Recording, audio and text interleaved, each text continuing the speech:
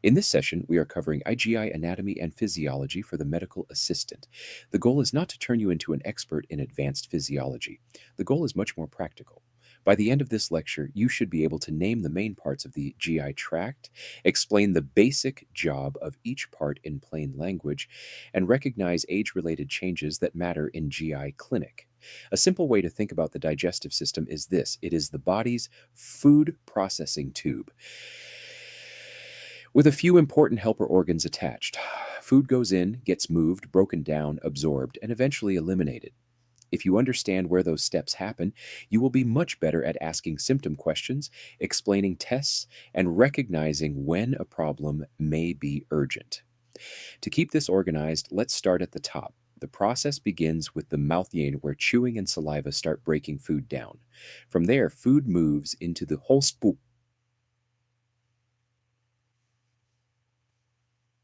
esophagus, or which is the tube that carries food from the mouth to the stomach.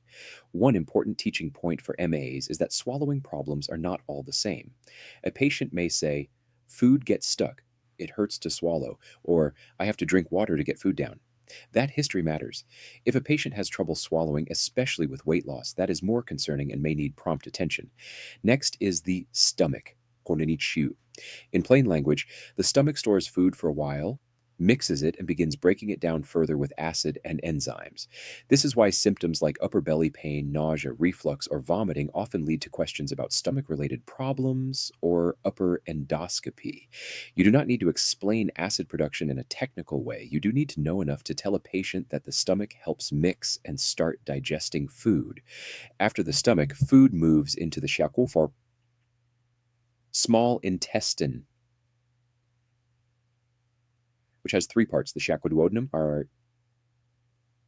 jejunum, or ileum. For MA level teaching, the most important point is that the small intestine is where a lot of digestion and nutrient absorption happen. If patients have chronic diarrhea, weight loss, malabsorption concerns, or certain inflammatory conditions, the small intestine may be part of the story.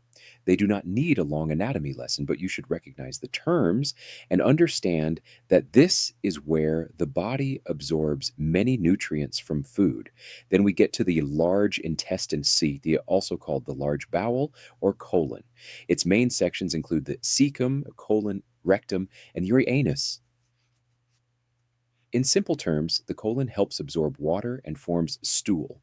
The rectum stores stool before a bowel movement, and the anus is where stool leaves the body. This is especially important in GI clinic because many patient complaints relate to bowel habits: constipation, diarrhea, bleeding, change in stool shape or consistency, urgency, or incontinence. If you understand the job of the colon and rectum, you will ask better intake questions and document more useful details. Now let's talk about the helper organs. The Quetzalcoatl Ois liverquiques has many jobs, but for this lecture, remember three big ones. It helps process nutrients, helps the body handle medications and toxins, and plays a role in digestion through bile. The quartzin or gallbladder stores bile. The quartzin pancreas helps with digestion and also has hormone functions, though in GI clinic we often focus on its digestive role.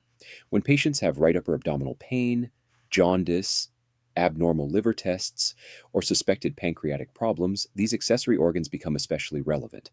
Next, let's review the five basic GI functions in plain language: swallowing, digestion, absorption, movement or motility, and elimination. Swallowing is getting food from mouth to stomach. Digestion is breaking food into smaller pieces. Absorption is pulling nutrients into the body. Motility is movement through the system. Elimination is getting waste out. These concepts are simple, but they make symptom questions much easier. For example, trouble swallowing points you toward the upper GI tract. Slow motility may connect to constipation. Poor absorption might connect with diarrhea, weight loss, or nutritional problems. Now let's focus on age-related changes because they matter a lot in GI clinic. Many adult and older patients have weak and esophageal movement, which can make swallowing problems more common. Older adults may also have more reflux. partly because of muscle changes and other health factors. Bowel movement can become slower with age, which contributes to constipation, especially when medications, hydration, mobility, or diet also play a role. Older adults may have lower appetite and sometimes changes in nutrient absorption. Liver drug metabolism can also change, which matters when reviewing medication lists or helping reinforce instructions. The point is not to blame everything on age. The point is to understand why GI symptoms may present differently, why older patients may need more careful questioning, and why constipation, reflux, swallowing problems, and medication concerns are especially common in this population. So, how does all this help you as an MA? First, it helps you ask better questions. If a patient says stomach problems, you can help clarify whether they mean upper belly pain, reflux, nausea, bowel changes, swallowing trouble, or rectal symptoms. Second, it helps you explain tests simply. For example, you can say that an endoscopy looks at the upper digestive tract, while a colonoscopy looks at the large intestine. Third, it helps you know when something sounds urgent, like trouble swallowing with weight loss, severe vomiting with dehydration, or black stool. Let me leave you with a practical memory tool. Mouth, esophagus, stomach, small intestine, large intestine, plus liver, gallbladder, and pancreas. If you can picture that map and connect each area to a few common symptoms, you already have a useful working anatomy model for GI clinic. In the next session, we will take that body map and connect it to the common symptoms and conditions you're most likely to see in specialty gastroenterology practice.